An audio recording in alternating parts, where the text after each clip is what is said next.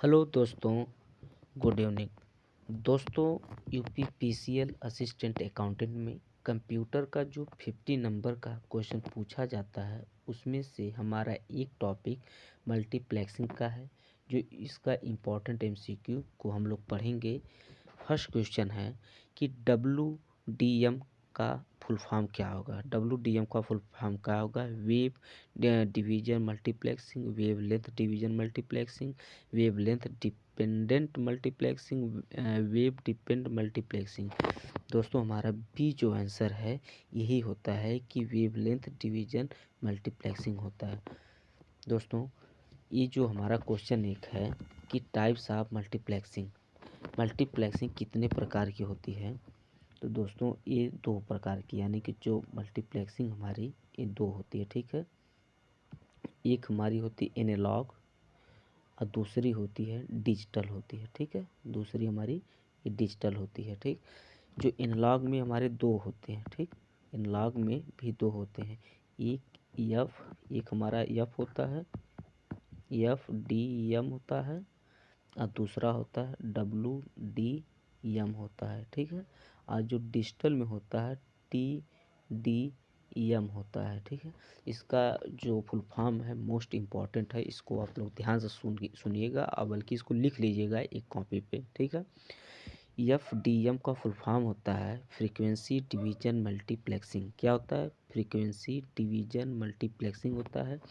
और W D M का होता है wave length division multiplexing, wave length division multiplexing होता है।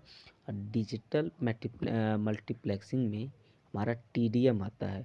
टी डी एम का फुल फॉर्म है टाइम डिवीजन मल्टीप्लेक्सिंग। क्या होता है दोस्तों? टाइम डिवीजन मल्टीप्लेक्सिंग होता है। तो ये जो हम तीन का जो इम्पोर्टेंट फुल फॉर्म है दोस्तों, ये तीनों का आप लोग ध्यान रखिएगा, ये मोस्ट इम्पॉर्टेंट है। हमारा तीसरा क्वेश्चन है कि इस प्रकार के मल्टीप्लेक्सिंग टाइम स्लॉट में स्रोतों को पूर्व निर्धारित और निश्चित किया जाता है।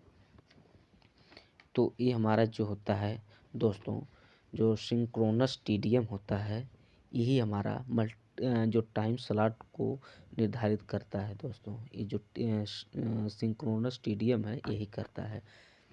जो सिंक्रोनस टीडीएम है यानी कि जो each device is allotted with a fixed time slot, ये क्या होता है? एक टाइम स्लॉट में करता है।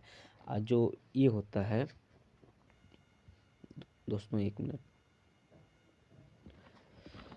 जो हमारा असिंक्रोनस होता है, ये in this technique TDM is known as statical time division है। क्या होता है?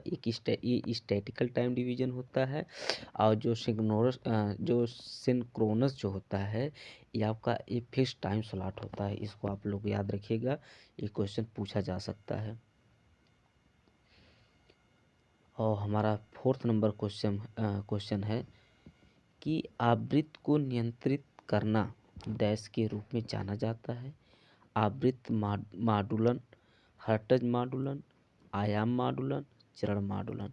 तो हमारा जो आवृत्ति माडुलन है यही नियंत्रित के रूप में जाना जाता है। जो आवृत्ति माडुलन हमारा जो ए है ये सही है।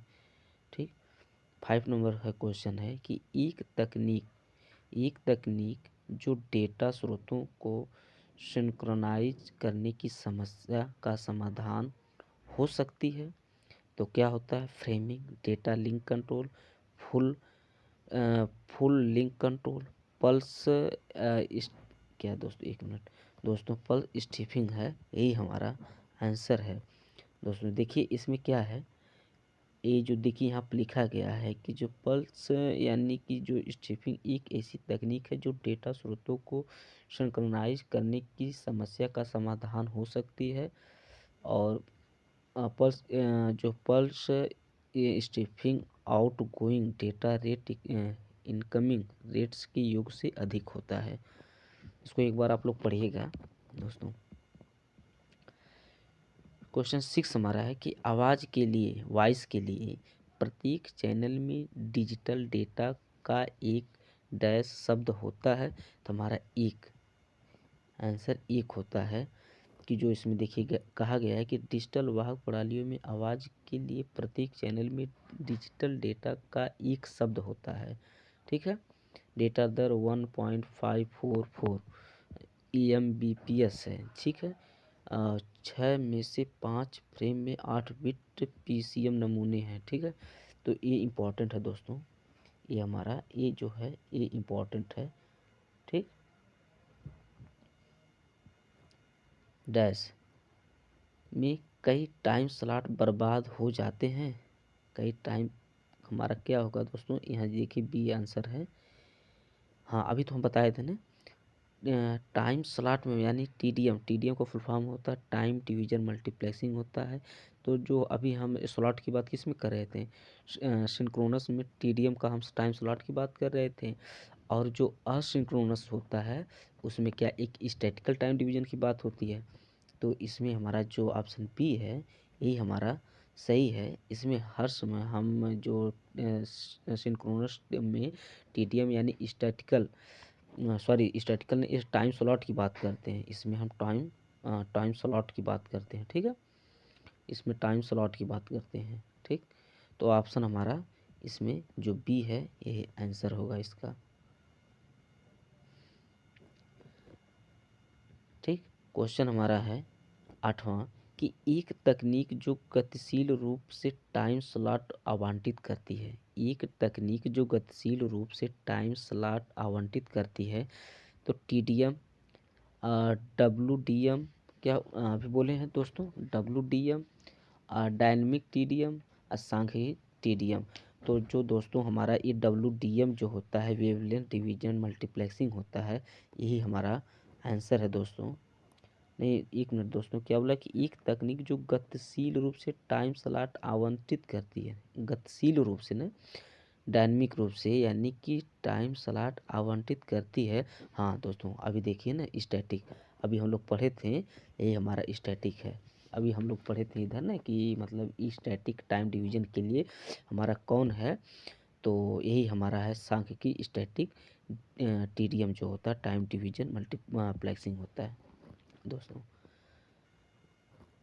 और यहाँ पर देखिए दिया गया है कि स्पष्टीकरण यानी सांख्यिकी टाइम टीडीएम गतिशील रूप में समय स्लॉट प्रदान करता है।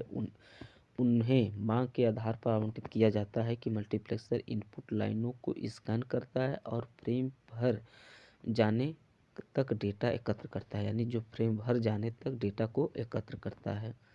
ठीक, तो 9 नंबर क्वेश्चन है कि एक प्रणाली जिसमें डेटा स्थानांतरित करने के लिए 2 चैनल समर्पित हैं। एक प्रणाली जिसमें डेटा स्थानांतरित करने के लिए 2 चैनल समर्पित हैं। टीवी केबल जो मॉडेम होता है, केबल मॉडेम, यही हमारा डी आंसर है, यही हमारा है। ठीक है, एक केबल मॉडेम में डेटा ट्रांसफ़र के लिए समर्पित केबल टीवी प्रदाता के 2 समर्पित चैनल होते हैं। ठीक है, प्रत्येक दिशा में एक। ठीक, 10 नंबर हमारा क्वेश्चन है कि एक तकनीक में सब्सक्राइबर और नेटवर्क और एक लोकल लूप के बीच एक लिंक होता है। दोस्तों क्वेश्चन फिर सुनिए कि इस तकनीक में सब्सक्राइबर और नेटवर्क और एक लोकल लूप के बीच में एक लिंक होता है। क्या होता है, S S D L, D S D L, और होता है इसमें एक होता है एस एस डी एल और टी एस डी एल। तो इसमें क्या होगा दोस्तों हमारा आंसर, तो हमारा आंसर जो है ये सी है, जो ए एस डी एल जो है ये हमारा आंसर है। ठीक है, ए एस डी एल।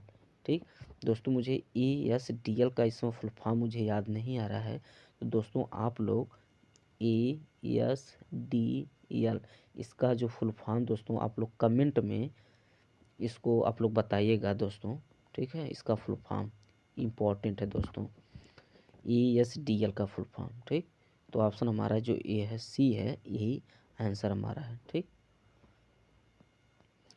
दोस्तों, एक और क्वेश्चन है आप लोगों के लिए बहुत इम्पोर्टेंट होगा दोस्तों, कि क्वेश्चन पूछा जाए इसका फुल फॉर्म है एक आई ISDN। ISDN का फुल फॉर्म क्या होता है दोस्तों? ये मोस्ट इम्पॉर्टेंट फुल फॉर्म है दोस्तों, एक बार ये पूछा गया है ये क्वेश्चन है, ठीक है। इसका फुल फॉर्म है ISDN का। तो दोस्तों होता है integrated service digital network. Integrated service digital network क्या होता है? Integrated service digital network. Integrated service digital network दोस्तों, इसको याद रखिएगा। और एक हमारा होता है PSTN। इसका फुल फॉर्म भी पूछा जाता है दोस्तों। तो आप लोग ध्यान से, जो हम फुल फॉर्म बता रहे हैं आप लोगों के लिए मोस्ट इम्पॉर्टेंट है, इसको आप लोग ध्यान से सुनिएगा दोस्तों। इसका होता है public switch telephone network. Public switch telephone network. Public switch telephone network. Public switch telephone network. Public switch telephone network. इसको आप लोग ध्यान दीजिएगा दोस्तों, ये मोस्ट इम्पॉर्टेंट है दोस्तों।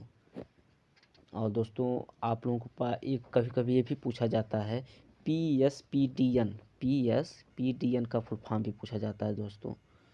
पूछा जाता है कि हमारा PSPDN का फुल फॉर्म पूछा जाता है। ये भी मोस्ट इम्पॉर्टेंट क्वेश्चन यहाँ से भी पूछा जाता है दोस्तों। तो हमारा packet switch public data network क्या होगा? Packet switch public data network. Packet switch public data network, ठीक है दोस्तों। इसको आप लोग ध्यान दीजिएगा, ठीक। एक क्वेश्चन यहाँ पे फुल फॉर्म इसका ये भी पूछा जाता है ISP। जितना फुल फॉर्म बता रहे हैं दोस्तों, इसको एक कॉपी पर आप लोग लिखते जाइएगा, ये बहुत इंपॉर्टेंट होगा आप लोगों के लिए जो UPPCL असिस्टेंट अकाउंटेंट के एग्ज़ाम में दोस्तों। तो इसका हो गया हमारा internet service provider. Internet service provider क्या होगा? Internet service provider. ये हमारा मोस्ट इम्पॉर्टेंट है दोस्तों, क्वेश्चन पूछा जाता है, ठीक है। इसको आप लोग ध्यान दीजिएगा, ठीक। थैंक यू दोस्तों। हमारे चैनल को लाइक कमेंट सब्सक्राइब करें दोस्तों। और दोस्तों हम एक क्वेश्चन जो पूछे थे उसका हमारे कमेंट में आंसर उसको दीजिएगा दोस्तों। Thank you, good night.